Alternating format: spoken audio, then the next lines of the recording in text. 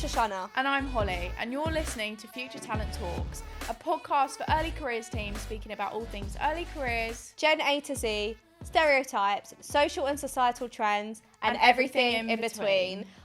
Welcome back to another episode. Yes, this one is all about rejections, ghosting, and kind of all those types of things. and like the impact of those on not only employers but also kind of candidates as well.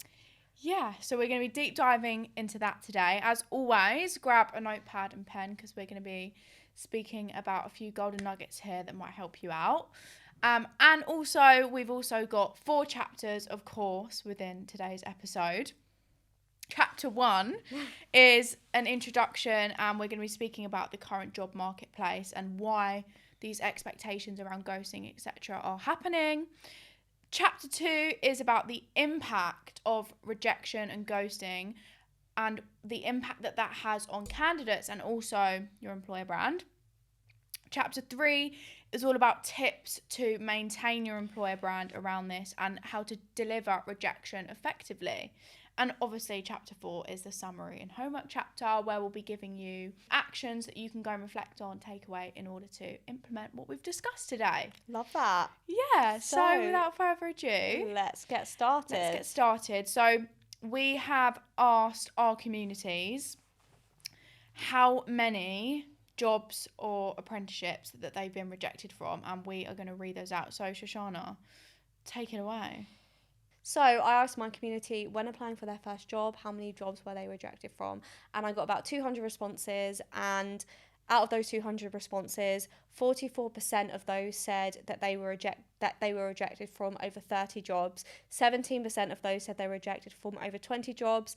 10 of those said they were rejected from 10 or more jobs, which I think are quite shocking figures. 44%. Yeah, 44% more than 30, which I think kind of shows the state of the job market and shows how competitive things are at the moment.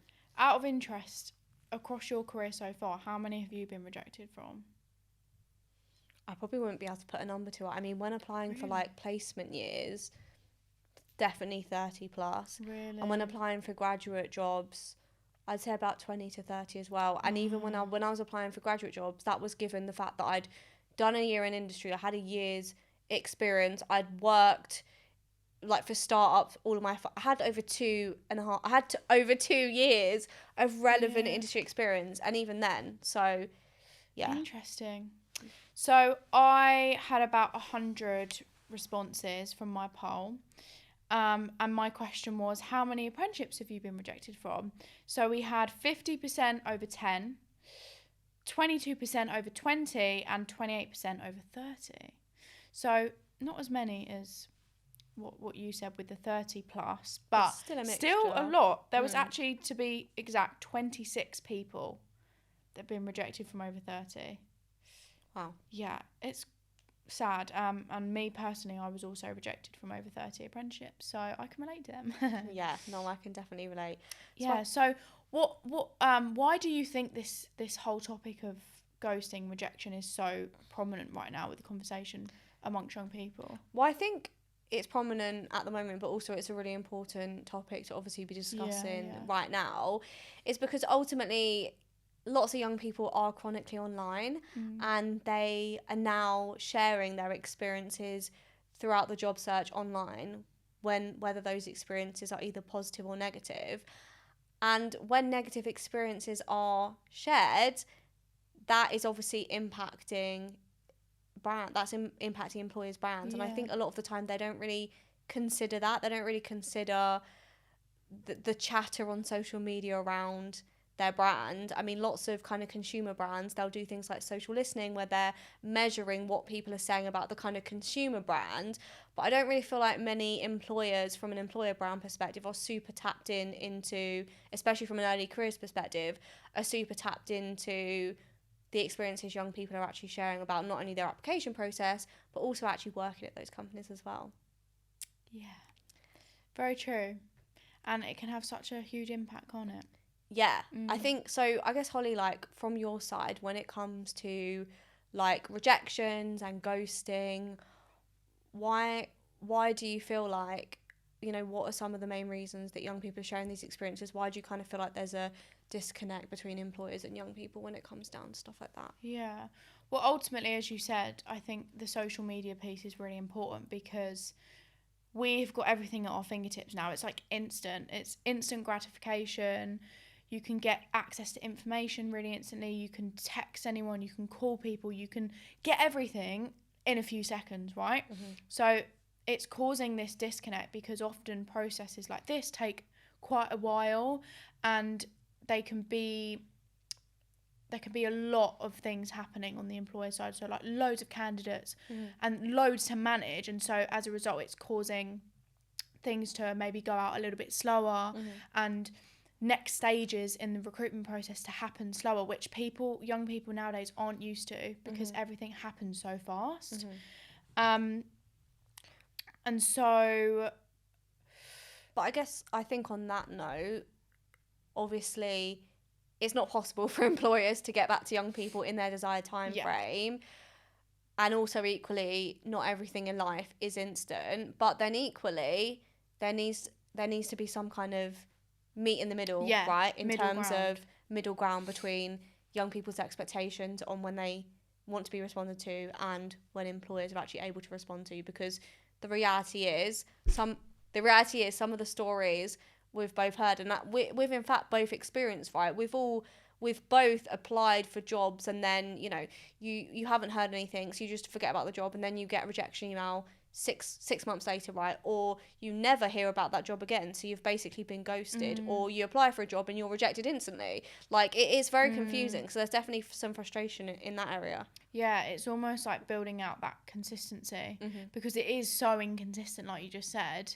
It's like people don't know whether they're coming or going, like pretty much. Yeah. And so developing, instead of saying, you've got to be constantly communicating, it's like just developing some sort of consistency that works for you, and also addresses the candidate's needs and keeps them informed is what is important. You don't need to be contacting them every day, like, No. We're not setting unrealistic expectations, but it does need to be some sort of consistent to keep their trust and to keep them engaged. And also interested, right? Yeah. We've all had those experiences where equally we've applied for a job, heard nothing for like 3 months, forgotten about the job, and then there are occasions where like 4 months later we do hear back and we've been invited for an interview, and then sometimes it can get to the point where you're no longer interested because you already have better options, or you've lost interest because they've taken too long to get back to you. So establishing like a new, like a realistic timeline is great. And young people don't expect to hear from you every day,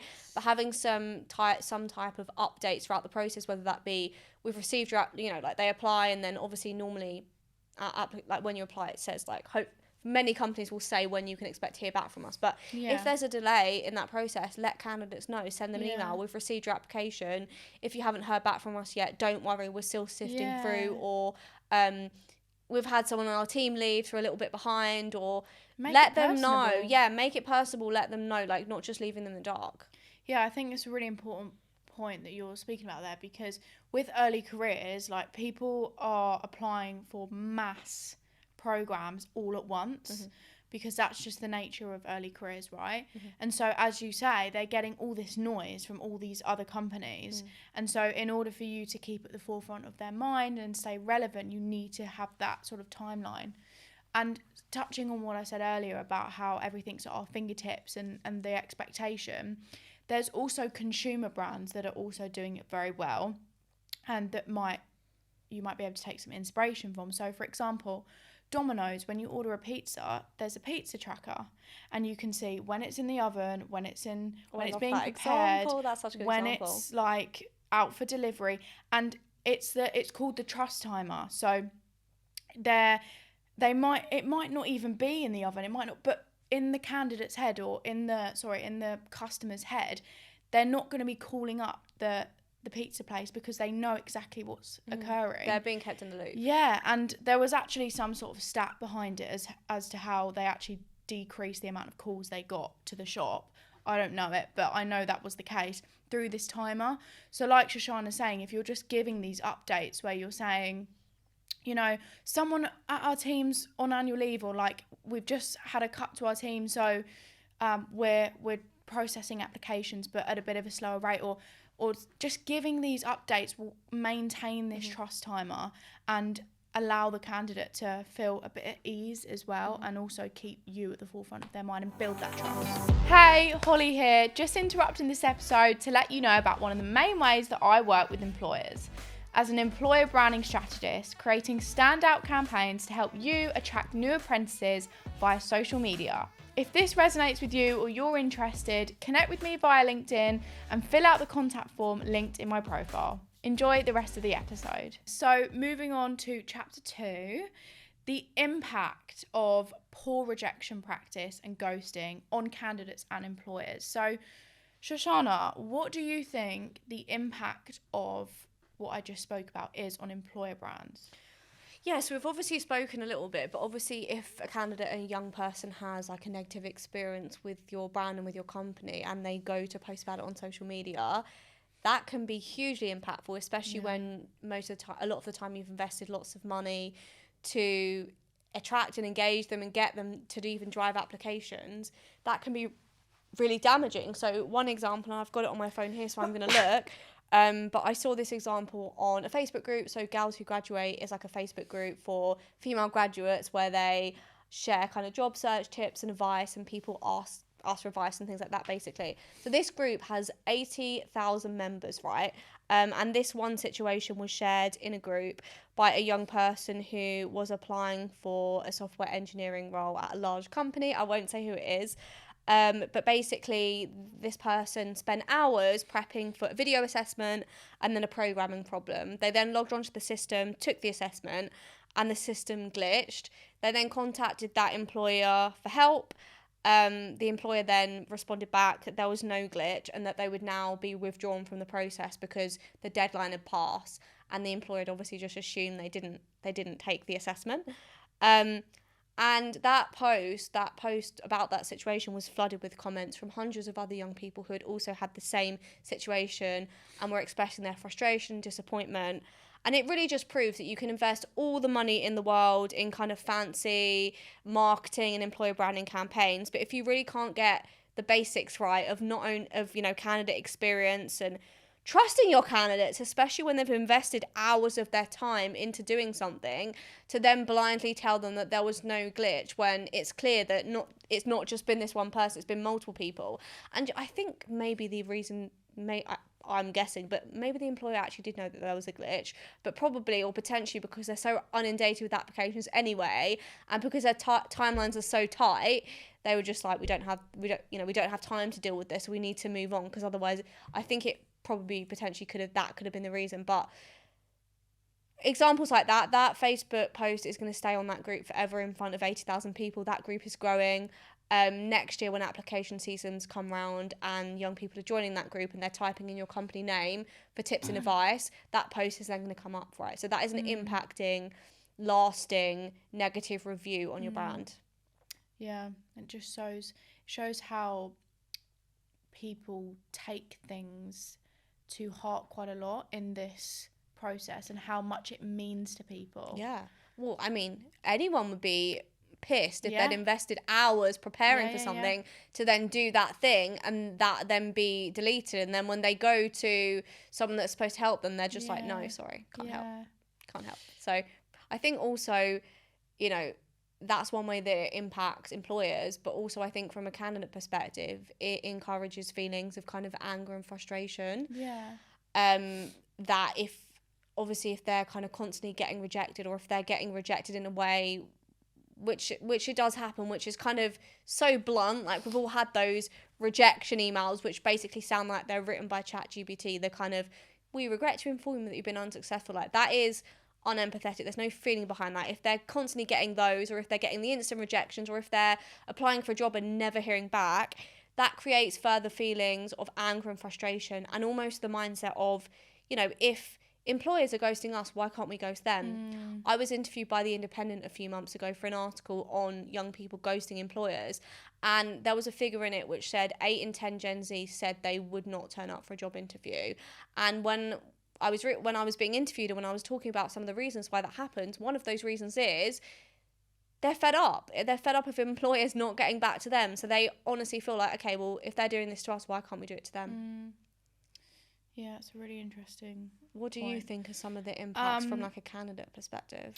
Yeah, great question. I think it ultimately impacts confidence at applying for other things. And I think it's important to be mindful of, because at the end of the day, there's loads of things going around about skills gaps in sectors, and if that's happening with one employer, that's going to affect their confidence at going out to all the other employers in the sector, which ultimately isn't going to help the whole sector and the economy. And so there's so many things that are impacted because of this, and we'll go on later and speak about tips and how you can sort of go around that. But yeah, it would impact their confidence, it would impact their career aspirations.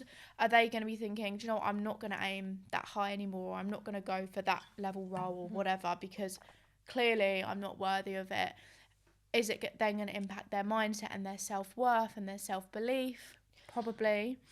And also, ultimately, it would also impact the overall perception of the company that they just applied to, and whether they'd try and apply again. Yeah, I feel like that's so telling. Like the way, because obviously, like there's sometimes situations where, like, you know, companies only have so many jobs that they can offer, right? And there'll be some scenarios where you have really great candidates and they all have really similar skills and experience or whatever, and you can't say yes to everyone. So that candidate, you know, based on what their experience was like with your company, they may have the opportunity to then come and apply again next year. And obviously, if that experience is negative, you've then lost that person. Yeah. I think also, just to add on to your confidence piece, I don't know about you, Holly, but when I was applying for both graduate jobs and placement years, my mental health had honestly never been lower. Because it is exhausting, obviously, especially if you're a young person that has other things going on in your life, and then you're just suffering with these kind of constant rejections. It seems like no matter what you do, you can't progress. You don't know why, because a lot of the time when you are rejected at the initial application stage, no feedback or information is given. So you're just completely in the dark, you're completely confused, and it's just like it's like almost like punch after punch in the face, and you don't know what you're doing. So for me personally, when I was going through that, my mental health had never been lower. Yeah, that's so sad to hear. But I think it's the case for many people that are experiencing that. So I also wanted to speak about a story from someone in my community. So you touched on your story and I wanted to speak about this. So someone got rejected from a large apprentice employer, and they sent them an email saying that they've been rejected, and then they said, but we've placed you on our wait list, and if something comes up, or if someone, you know, doesn't get through or cancels, pulls out, whatever, then we'll give you that opportunity. And I just think, it's such a tricky one. I get it. It's almost like, yeah, you're good, but you're not good enough. Yeah. So we'll just keep you as a backup option. Yeah, and I think it's important to consider how that portrays to someone. So I think ultimately what we're trying to say is it's just about how you word things, and how consistent and regular your communication is, and how you word things is so important, because we don't want to make people feel like they're a second option, they're an afterthought, like you weren't good enough, but like you're okay. I feel like that's almost even worse than if you've got to the final stage and you've been rejected. I think it's worse, because you're so close. Especially when you've like passed every assessment, you've passed all the interviews, but like you're on the reserves list, because there's obviously only so, like, that's almost worse. And it's almost like feels worse. It can feel worse. And it's almost like, do you say to someone why you didn't make it, like, because you've basically rejected them but not provided them with any feedback. So it's like that piece around, well, why didn't they make it? Surely should they? Sometimes there is no feedback to give as well. Like sometimes it is really just they only have, I don't know, 4 roles, and they had to make a decision on something, and it could just be something so small and so insignificant. And like it is true, like sometimes you can't even verbalize why decisions were made. If you have like 4 spots and you have 5 people that were equally as amazing, performed equally as well, I do get that. Yeah. But is that the right way to go about it? No. Can you look for other opportunities within the company for them? How can you support that person on an ongoing basis? Don't just take them through the whole process, then just tell them you're great but you're not good enough. If anything happens, you'll hear from us. Like, how can you nurture them and still keep in contact? I don't know. It's a hard one. I also think for someone that's never applied for jobs at all, that's quite misleading, because if they've never done it before, they might be like, oh, brilliant, I'll just sit here, won't apply for any more. Yes, people do that. People do that, don't they? I'll just wait. And then it's like they're then detrimenting their future opportunities. Yeah, I've had questions. Where it's like, I've been on the reserves list for this. Shall I keep applying or shall I just wait? And it's like, I mean, I always say to people, keep applying. To you and I, it's obvious that keep applying, don't wait. But to a young person, like, they don't even know what that means. Like, especially when it's written in like professional language and wording. And I also think that's really important for neurodiverse people.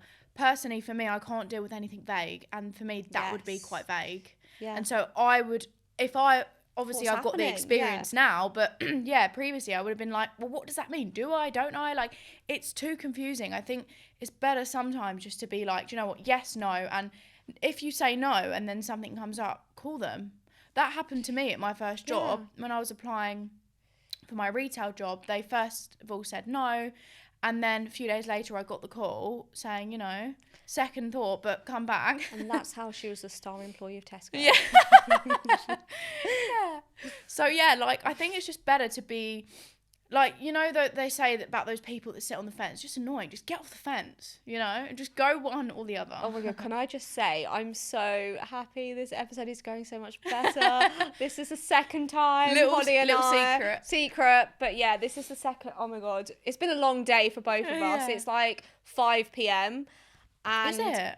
Yeah, and it's just been a long day, and this is the second time we've recorded this episode. We've had to record the others a few times, and I'm so happy this is going so much better. Yeah, I'm so proud of ourselves. So, high five moment. High five. I can't reach it yet. That was a bit of a fail, but anyway. No, that was good. I feel like it's probably time to move on to the next chapter. I'm itching to give my tips. Throughout this whole thing, I've been like, I need to say it, but then I was like, no, go on. No, I've had to stop you a few times. I know. So, yeah, chapter 3 is all about our tips to maintain your employer brand whilst doing these things like rejection.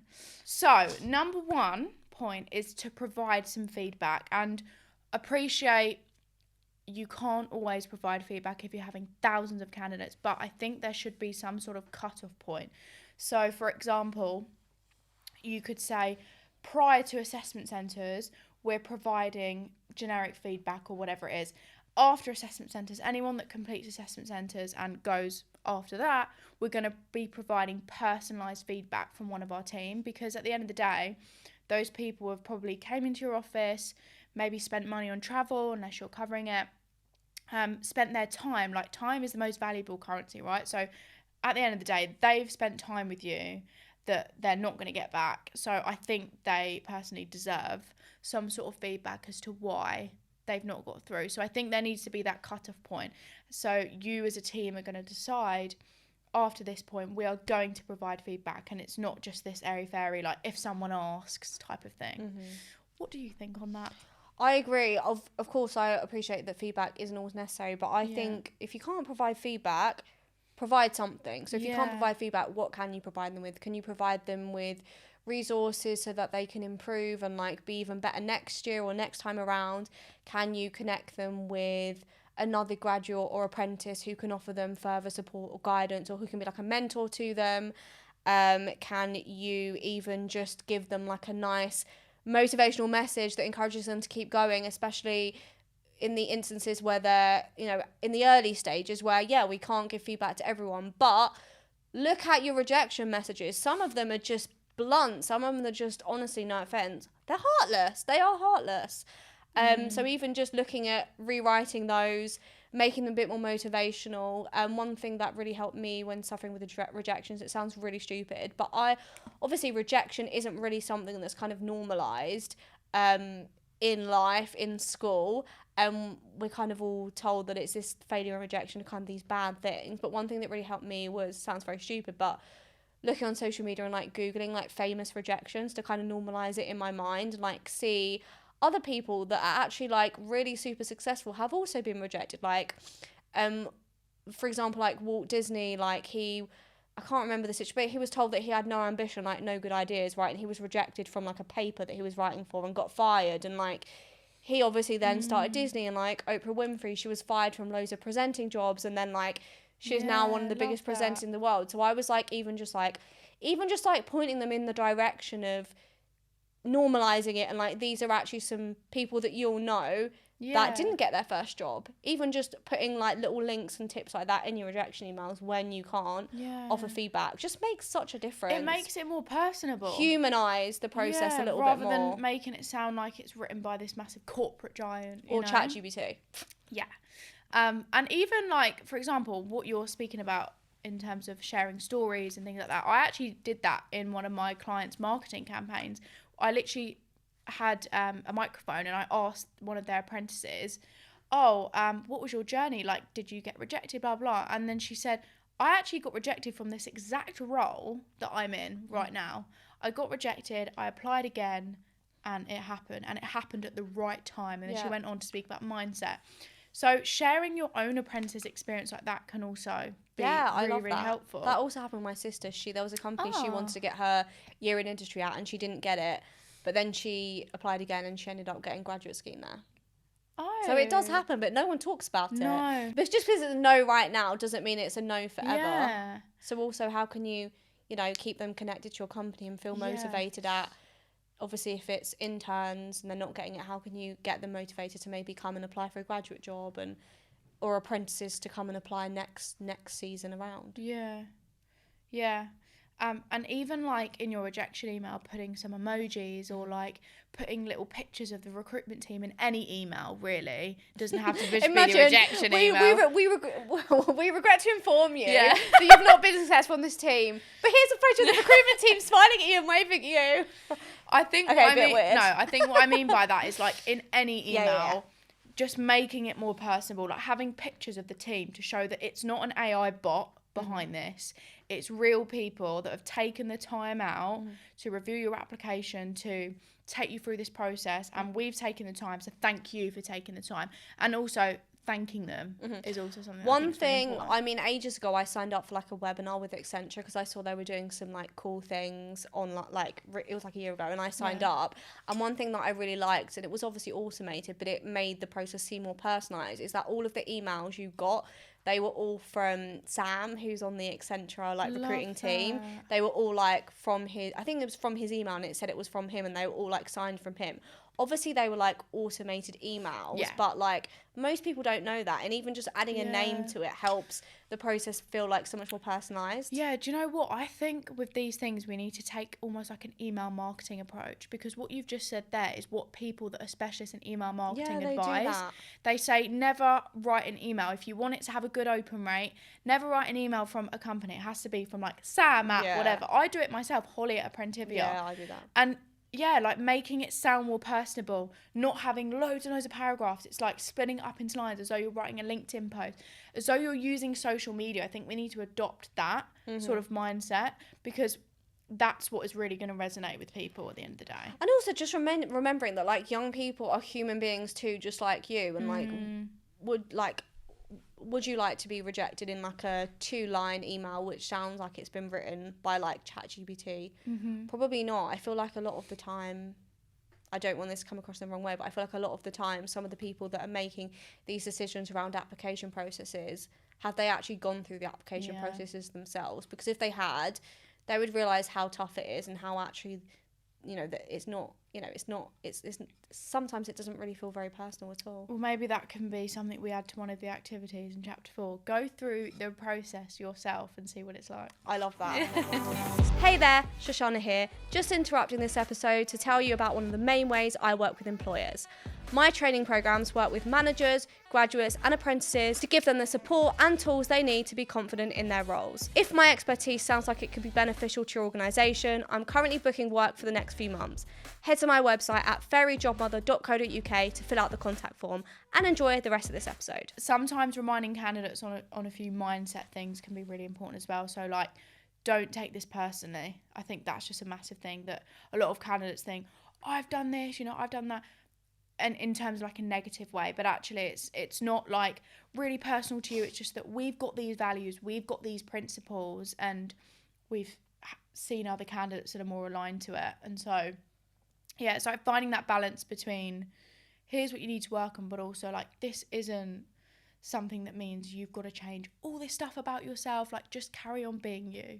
Now we're moving on to chapter 4, where we are going to ask you questions so that you can go and action what we've spoke about today within your company.